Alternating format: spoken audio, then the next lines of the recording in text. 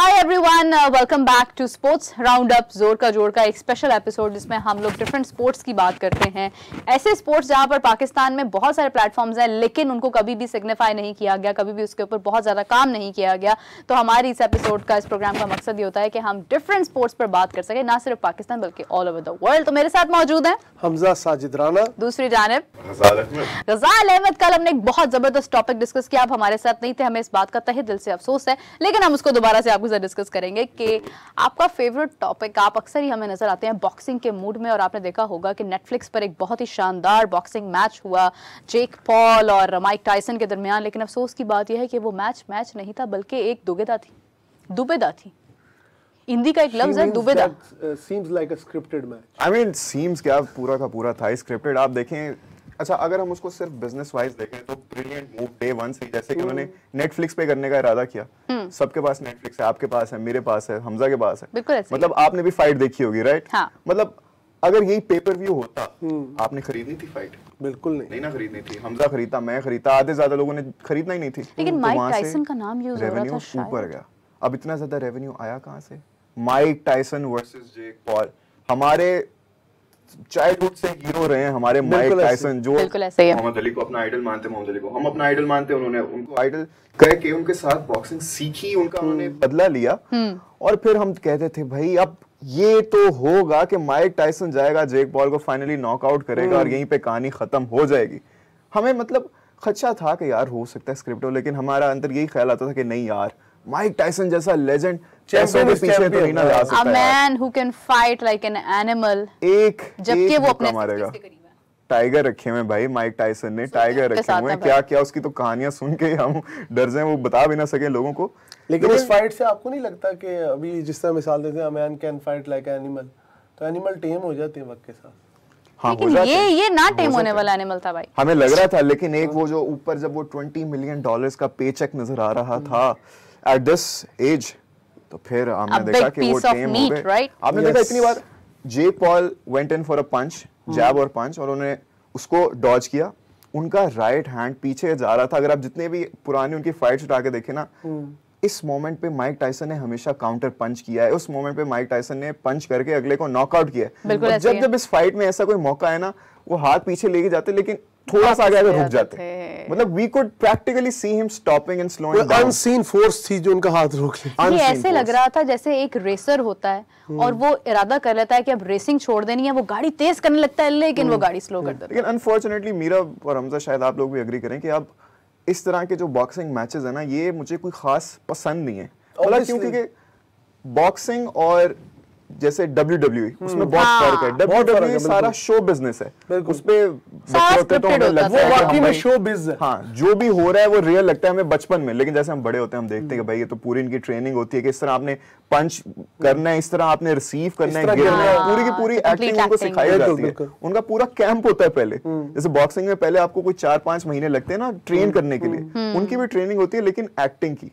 तो उसी तरह अब ये हो रहा है, अब जैसे ये फ्रेंडली एग्जीबिशंस आती हैं, बॉक्सिंग भी एक्टिंग स्कूल बनते जा रहे हैं। इस तरह के मैचेस, यस, जैसे अब ये इनको शो फाइट्स ही बोलेंगे ना, जैसे Logan Paul versus Floyd Mayweather था, कोई सेंस बनती है?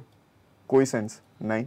अब फिर ये Jake Paul versus Mike Tyson, एक 26-27 साल का नौजवान और 58 समथिंग माइक टायसन, जो कि is known for his fierce fighting style. ये मेरे माइंड में इन्फ्लुएंसर टर्न्ड बॉक्सर अपैरेंटली, जबकि हम देखें तो एक ही दफा जेक पॉल ने मीरा अपने एज फेलो के साथ फाइट की है, टॉमी फ्यूरी, टायसन फ्यूरी के भाई, जिन्होंने इतना नाम बनाया बॉक्सिंग वर्ल्ड में अपना, उसके साथ फाइट की।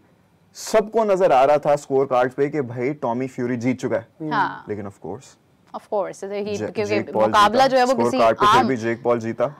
तो अभी भी पूरा बॉक्सिंग वर्ल्ड, जितने भी रिनाउंड जजेस हैं या एथलीट्स हैं, जो भी इतना एक्सपीरियंस रखते हैं, स्पोर्ट को जानते हैं, वो यही कहते हैं कि भाई जब जेक पॉल ने अपने हम उम्र के साथ फाइट की थी, वो क्लियरली हार गया था। इवन दो वर्डिक्ट जो भी कहे, हमारी नजर में वो हार गया था। तो इसीलिए वो ऐसी शो फाइट्स उठाते हैं, पुराने जो रिटायर हो चुके हैं लेजेंड्स को उठाते हैं, उनके साथ फाइट करते हैं ताकि उनकी जो फैन बेस है वो आए। अब देखें माइक टायसन के साथ भी तो यही था ना, हम सारे क्यों देख रहे थे फाइट, क्यों इतना हाइप थी, क्योंकि हम चाहते थे कि वो हारे। हाँ, और उसको और वो हार सकता था, हार ऑफ कोर्स, मतलब कि इसमें कोई दो राय नहीं थी। गजाल आपको याद होगा कि लास्ट में जब डिस्कशन हो रही थी तो उस टाइम पर जेक पॉल के छोटा भाई था, I guess he was standing behind, और उन्होंने माइक टायसन मतलब the man who was hosting actually, उसने पूछा कि maybe he is gonna fight with you back then, और उसके बाद उन्होंने कहा कि man I am gonna kill you, और माइक टायसन वाज स्माइलिंग, और उन्होंने उनको बिल्कुल बच्चों की तरह डील किया, क्योंकि शायद ये एज का वो हिस्सा है कि जहां पर आपको मालूम है कि आप इन्हें किस हद तक जवाब, एक पंच नहीं सह सकते हैं वो, लेकिन क्या है कि नहीं पंच सह सकते हैं। आपने देखा कि जेक पॉल उनको लगा रहे थे लेकिन वो सह रहे थे। नहीं मतलब जेक पॉल का अब जो भाई है उसको देखकर तो यही लग रहा था बाहर उनके, उसने मेवेदर के साथ फाइट की है, we can not say anything. खैर the confidence he had and the background Mike Tyson had, you know, it's a big difference, एक बहुत बड़ा डिफरेंस है, और इसका कोई मुकाबला नहीं है। लेकिन मैं अगेन यही बात करूंगी कि पैसा बोलता है और बहुत जगहों पर बोलता है, बल्कि अब तो पैसा बॉक्सिंग के दरमियान आड़े आ जाता है। कल वाली बात होगी ना कि स्पॉन्सर्स ही गेम को चलाते हैं। खैर एक और बहुत इंपॉर्टेंट चीज़ ये है कि पाकिस्तान में डिफरेंट स्पोर्ट्स हैं और क्रिकेट उनमें डेफिनेटली सबसे ऊपर, शायद इसी वजह से है कि क्रिकेट एक इंडिपेंडेंट स्पोर्ट्स है। और अगर हम बात करते हैं नज़ीर जूनियर जो कि आज इंतकाल कर गए, और उन्होंने बहुत ज़्यादा क्रिकेट पाकिस्तान के लिए नहीं खेली है, लेकिन पाकिस्तान क्रिकेट का एक ऐसा नाम है कि लोगों के दिलों में हमेशा से आबाद रहेगा, जिंदा रहेगा। और यही एक मकसद है कि क्रिकेट बहुत ज़्यादा आपने ना भी खेली हो, लेकिन आपका इन्फ्लुएंस ज़रूर इतना होना चाहिए कि आप हमेशा याद रहे। लेकिन पुराने लोगों को याद करने से ये भी होता है कि एक तो हमें उन्हें लेगेसी याद रहती, दूसरा क्रिकेटर्स के एक तरह की ये एक जर्नी होती है ना, तो उसको एक तरह से आप ट्रिब्यूट पे करते हैं। एक तो वो एम्पायर भी रहे, फिर वो साथ साथ क्रिकेटर भी रहे, तो उनकी लेगेसी को हम अपने चैनल के तवज्जुह से भी एक तरह से ट्रिब्यूट पेश करते हैं और खराज तहसीन पेश करते हैं। हाँ, कोचिंग भी की, बिल्कुल ऐसे ही है। काफ़ी सारे टैलेंट्स हमारे पास हैं। Coming back to the point, despite Pakistan का टैलेंट, एक और बहुत इंपॉर्टेंट चीज़ ये है कि स्पोर्ट्स का एक बहुत बड़ा नाम राफेल नडाल। गजाल आपकी तरफ बढ़ना चाहूँगी, राफेल नडाल सुनने में आ रहा है कि बस अपने कैरियर के इख्तिताम पर हैं।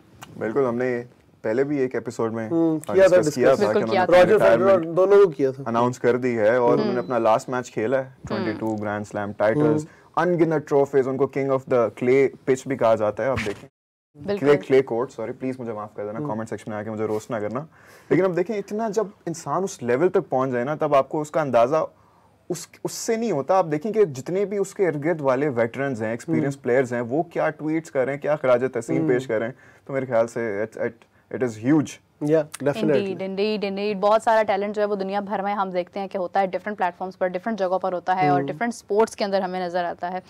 क्रिकेट अगेन, हर थोड़ी देर बाद क्रिकेट का जो ना वो तड़का लगाना भी जरूरी होता है।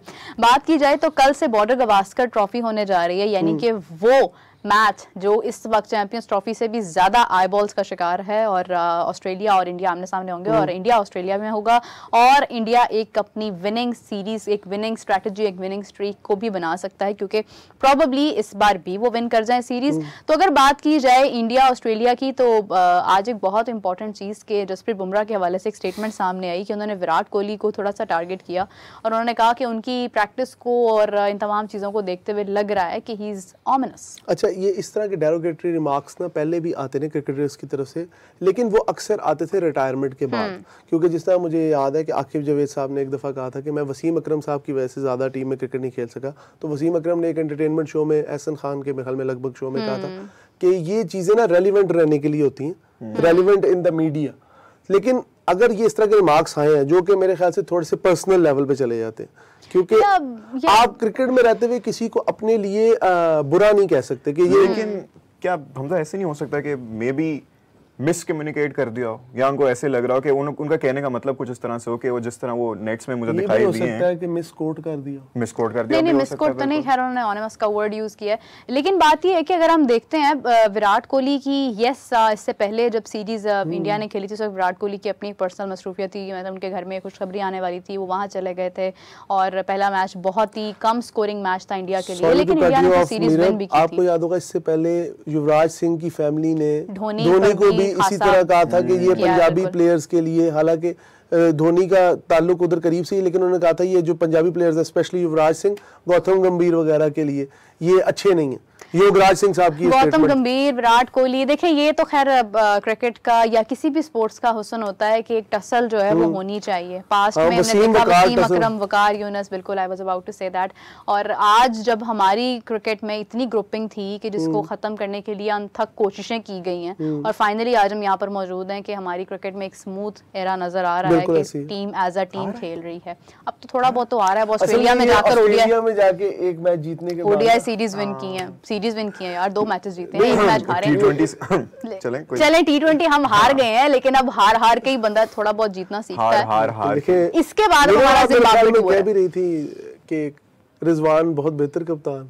हाँ, मैंने पता नहीं किस रिजवान एक अच्छे कप्तान हो सकते हैं, लेकिन कप्तानी सीरीज में उनकी जरा मुझे पसंद आई थी वो जो स्लिप्स वगैरह रखी हुई थी उन्होंने, लेकिन अनफॉर्चुनेटली चले कोई नहीं।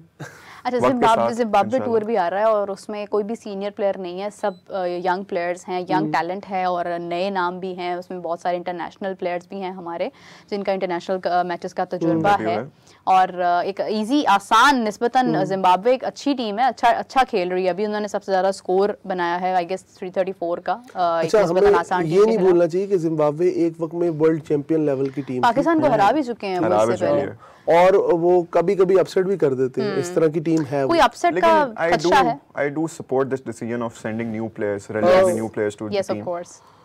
बहुत जरूरी है क्योंकि हमेशा ये तो नहीं होता ना कि आप हर एक मैच में हर सीरीज में सेम प्लेयर्स को आपको नया टैलेंट हंट करने का मौका मिलेगा और उनको ये होगा कि वो एटलीस्ट इंटरनेशनल लेवल की क्रिकेट एक्सपोजर मिलेगा, उनको वो एक्सपीरियंस मिलेगा। हो सकता है कि आने वाले वक्तों के वो भी कोई बड़े प्लेयर्स बन जाए। अच्छा, हर शख्स का एक ड्रीम होता है कि मतलब वो टाइम टू टाइम स्पोर्ट्स का एक पैशन बदलता भी जाता है। Sometimes you feel like a cricketer, sometimes you feel like a boxer, sometimes you feel like you know blah blah blah. आपसे पूछना चाहूंगी गजाल के आपका बचपन से अब तक की कोई कंसिस्टेंसी रही है कि मुझे ये वाला स्पोर्ट्स अडॉप्ट करना था बट मैं नहीं कर पाया? मैं क्रिकेट बहुत खेलता था, मैं बहुत ज्यादा क्रिकेट खेलता था। एक वक्त था जब दिल करता था क्रिकेटर बन जाए। यानी क्रिकेट आपकी मोहब्बत थी, इश्क कौन था? इश्क वो हम यहाँ पे नहीं बता सकते, इश्क बहुत थे, लेकिन मोहब्बत जो थी ना स्पोर्ट्स की बात हो रही है स्पोर्ट्स की बात। लेकिन अब ये था कि क्योंकि अब मैं बड़ा इंट्रोवर्टेड सा था, अब तो तब वीडियो गेम्स वगैरह भी नहीं होती थी मेरे पास खेलने को, तो मैं क्रिकेट जब देखो क्रिकेट। स्कूल में पीरियड खत्म हुआ, ब्रेक की घंटी बजी, भाग के जाना है क्रिकेट खेलने लग जाना हमने। बड़ा मजा आता था वो दिन याद करके। So we can say that you wanted to be a cricketer? हाँ, लेकिन अच्छा एक और बात मैं ऐड करना चाहूंगा। अब जाके ना वो हम जब छोटे होते थे क्रिकेट खेल रहे होते तब हमारे पास कोई बड़ा लड़का आता था, कहता था यार एक बॉल खिला दो। हम कहते हैं भाई इसको क्यों खेलनी है यार, हम क्यों खिलाएं, भाग जाए यहाँ से। लेकिन अब आके ना उधर अब उस एज में आके अब हमें फील होता है यार, इसलिए कहता था वो हमारा भी दिल करता है कोई क्रिकेट खेल रहा ना, हम जाके कहीं यार एक बॉल खिला दो यार, एक बॉल करा दो। बिल्कुल सही बात है, आप उसको करते हैं। गजाल, इफ आई वुड से कि आपका, क्योंकि डेफिनेटली जब आप कोई खेल अच्छा खेलते हैं तो फिर आप किसी को आइडलाइज भी करते हैं, तो आपका फेवरेट क्रिकेटर उस वक्त कौन था? यार अच्छा, एक बड़े मजे का, अभी जो मैंने आपको बताया ना अपने ओ लेवल के दिनों की, बेल होती थी साथ ही क्रिकेट खेलने भाग जाने, उन दिनों आईपीएल देखता था मैं और विराट कोहली ना वो लॉफ्टेड स्ट्रेट ड्राइव मार के उन्होंने ना एक छक्का मारा था। यार मैं बड़ा फैन हो गया था उस शॉट का ना, मैंने कहा ये मुझे सीखनी है, ये मैं करूंगा। अब मैं अगले दिन ही जा रहा हूँ क्रिकेट खेलने। अच्छा, अब बॉल वो पीछे की थी, उसमें वो शॉट खेलना बनता नहीं था, मैंने जी करा दी, सीधा ऊपर गया, बॉलर ने कैच पकड़ा। लेकिन आई स्वेयर टू गॉड मैं झूठ नहीं बोल रहा, उस दिन के बाद से मैंने जितनी प्रैक्टिस की और I became perfect at it, इतना कि मुझे बड़ा मेरा प्राउड मोमेंट था जब मुझे स्कूल क्रिकेट टीम के लिए भी ऑफर आई थी। मैंने कहा उफ, लेकिन आपने ज्वाइन नहीं किया। सेलिब्रिटी। लेकिन आपने ज्वाइन नहीं किया। मैं नहीं कर सका, कुछ वजूहात हो गई थी। होता है बहुत सारा ऐसा टैलेंट है जो आज तक हिडन है। Hamza, what was your favourite sports? नहीं, स्पोर्ट्स ऑब्वियसली पाकिस्तान इंडिया में रहते हुए क्रिकेट से ज्यादा फेवरेट स्पोर्ट्स क्या होगा। और क्रिकेट बहुत खेली, फिर उसके बाद क्लब क्रिकेट में चला गया। यहाँ पे बड़ा मशहूर है लाहौर में एक एरिया बाबा ग्राउंड का, ये विसिनिटी है सेशन कोर्ट की, तो उधर कैंप भी ज्वाइन कर लिया, फादर से बहस भी की, लड़ाई भी की। उन्होंने किट नहीं लेके दी तो दोस्त की किट लेके खेलने लग गए। फिर तो फिल्मी स्टोरी है। उसके बाद पेप्सी स्पीड ट्रायल्स आए थे, आज से काफी साल पहले की बात है, जीसी यूनिवर्सिटी के ग्राउंड में हुए थे, वो भी दिए। मतलब एक ऐसे था कि बस क्रिकेटर ही बनना जिंदगी में, एक ही है। और आइडलाइज किसको करते थे? आइडलाइज ऑब्वियसली वसीम अकरम को, क्योंकि मैं खुद लेफ्ट हैंडेड बॉलर हूँ, तो मुझे जरा होता था कि यार ये मेरे ख्याल से एक स्पोर्ट्स राउंड अप हमें एपिसोड करनी चाहिए जिधर ये बॉल करा रहे हैं, मैच हो रहा है और मैं फील्डिंग कर रही होंगी एक भी कैच नहीं पकड़ा जाएगा, दोनों से नहीं खेला जाएगा। मैं फील्डिंग कर रही होंगी हसन अली वाली, कैप्चर, हाँ आप कैप्चर हो जाएगा। तो बस फिर उसके बाद फिर एक थोड़ा सा जो कहते हैं एक आया डिस्टर्बिंग मोमेंट आया कि यार ये तो, वालिदैन ने कहा जी पाकिस्तान में चूंकि एक्सपोजर उस तरह से नहीं है और तब मीडिया भी इतना नहीं था, ये बात है 2008-9 की। तो उसके बाद फिर आहिस्ता आहिस्ता स्टडीज की तरफ आ गए, फिर अब आपके सामने स्पोर्ट्स तो नहीं खेलते, लेकिन स्पोर्ट्स खेलने वालों के बारे में बात जरूर कर लेते हैं। बातें कर लेते हैं। खैर आप देखिए, मतलब ये मेरा पूछने का आज मकसद ये था कि डेफिनेटली हर किसी का एक पास्ट होता है और पास्ट में बहुत सारे स्पोर्ट्स आपके फेवरेट होते हैं, इंटरेस्टिंग होते हैं, आपको उसमें इंटरेस्ट होता है, लेकिन due to your personal reasonings and your personal आपकी जो भी मसरूफियात होती हैं, आप उसकी वजह से आगे कंटिन्यू नहीं कर पाते हैं। तो we are ending our programme, लेकिन मैं चाहूंगी कि आप लोग कॉमेंट्स में अपनी अपनी फेवरेट स्पोर्ट्स बताएं, बल्कि we would love to read that. आप लोग जरूर बताइए कि आपका फेवरेट स्पोर्ट्स क्या था, और जिसकी सबसे जबरदस्त स्टोरी होगी उसको डेफिनेटली हम लोग अपने कल के प्रोग्राम में डिस्कस भी करेंगे। तो अभी तक के लिए मुझे, हमजा और गजाल को दीजिए इजाजत। अपना बहुत सारा ख्याल रखिएगा। Take care.